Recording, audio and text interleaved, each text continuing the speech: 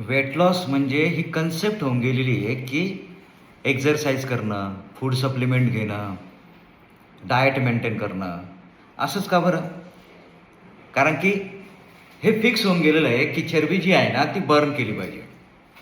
पण चरबी यूज होणं ही पण एक कन्सेप्ट आहे वेट लॉससाठी आणि हीच आयडियल आहे असं आयुर्वेद सांगतं. शरीरामध्ये चरबी साचू राहिली तर चरबी साचण्याच्या पाठीमागे अनेक कारणे असतात. ते एक स्टोरेज वगैरे असं पण आपण त्याला म्हणू शकतो. पण ॲक्च्युअलमध्ये ज्यावेळेस डायजेशन प्रोसेस होत असते त्यावेळेस प्रॉपर चरबी यूज होऊन त्याच्यातून एनर्जीमध्ये रूपांतर होणं या गोष्टीकडे दुर्लक्ष होतं किंवा ही गोष्ट शरीर प्रॉपर करत नाही म्हणून वेट गेन व्हायला सुरुवात होते. मग अशा वेळेस जर आपण त्या व्यक्तीला फूड सप्लिमेंट दिलं, डाएट प्लॅन दिला वगैरे ह्या सगळ्या गोष्टी दिल्या तरी त्याच्या शरीरामधली जी डायजेस्टिव्ह सिस्टीम आहे जी आहे ना ती प्रॉपर वर्क करेल असं काही नाही, मोस्टली नाही करत. मग अशा वेळेस जोपर्यंत ट्रीटमेंट चालू आहे तोपर्यंत वेट लॉस होईल, परंतु ट्रीटमेंट बंद केल्यानंतर परत वेट गेन सुरू होईल आणि नंतर ते वेट गेन झालेलं जे आहे ते परत मेंटेन करणं खूप अवघड जाईल.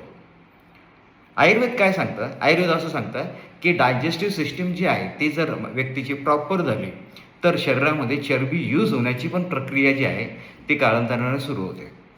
म्हणून आयुर्वेद हे वेट लॉससाठी डायजेशनवर काम करतं आणि डायजेशनवर काम करणं हेच आयडियल असलं पाहिजे असं सगळ्या लोकांचं ओपिनियन आहे. मग काय केलं पाहिजे? तर आयुर्वेद डाएट प्लॅन नाही सांगत. डाएट प्लॅन काय आहे? ॲक्च्युअलमध्ये सध्या प्रोटीन, व्हिटॅमिन, कार्बोहायड्रेट वगैरे वगैरे जेवढे पण घटक आहेत तेवढेच घटक शरीराला इसेन्शियल आहे की अजून खूप सारे शरीराला घटक इसेन्शियल आहेत आणि ते आपल्याला माहिती नाही. मग ते जर माहिती नाही आहे तर ते जर फूड सप्लिमेंटमध्ये आपल्याला नाही भेटलं तर काय होतं? मग बऱ्याच वेळा असं होतं की ज्यावेळेस एखाद्या व्यक्तीला डाएट सांगितलं जातं आणि वेट लॉस करायला सांगितलं जातं त्यावेळेस त्याच्या डोळ्याच्या खाली काळसरपणा, अशक्तपणा वगैरे असे खूप सारे प्रॉब्लेम्स येतात. तुम्ही त्याच्या चेहऱ्यामध्ये जरा बदल बघून बघा. हे होण्याच्या पाठीमागे कारणं काय आहेत?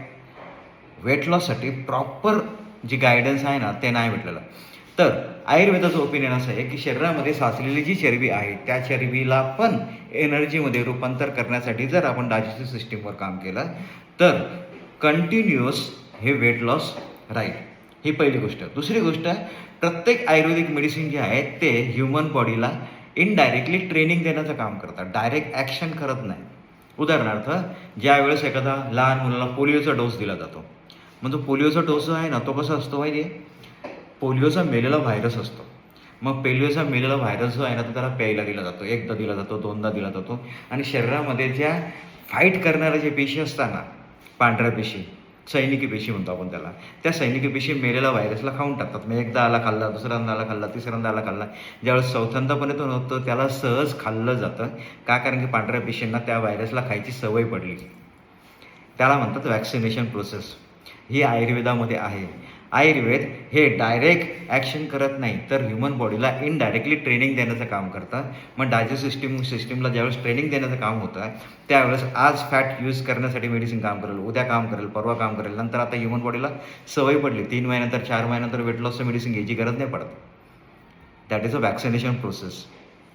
मग आयुर्वेद असं म्हणतं की जर समजा आपल्या बॉडीमध्ये डायजेस्टिव्ह सिस्टीम जर प्रॉपर असेल तर आपण चरबी पण पचवू शकतो आणि इतर गोष्टी पण पचवू शकतो. आपली हेल्थ जी आहे ती मेंटेन राहू शकते. ह्या गोष्टीसाठी 2 गोष्टींवर काम केलं. सगळ्यात पहिलं जे आहे बॉडीमध्ये साचलेलं जे टॉक्झिक आहे ते डिटॉक्स करणं आणि दुसरं जे आहे डायजेस्टिव्ह सिस्टीम मेंटेन करण्यासाठी प्रॉपर ट्रीटमेंट घेणं. हे जे काम आहे हे आपलं रिफिट नावाचं एक मेडिसिन आपण बनवलं आहे जे वेट लॉससाठी प्रॉपर काम करतं. मित्रांनो, 3-4 महिन्याचा कोर्स करून बघा, तुमचं वेट लॉस व्हायला सुरुवात होईल. त्यावेळेस तुम्ही मेडिसिन बंद कराल, त्याच्यानंतर तुमचं वेट गेन होणार पण नाही, कारण की आता बॉडीला हॅबिट झाली वेट लॉस कसं करायचं. धन्यवाद.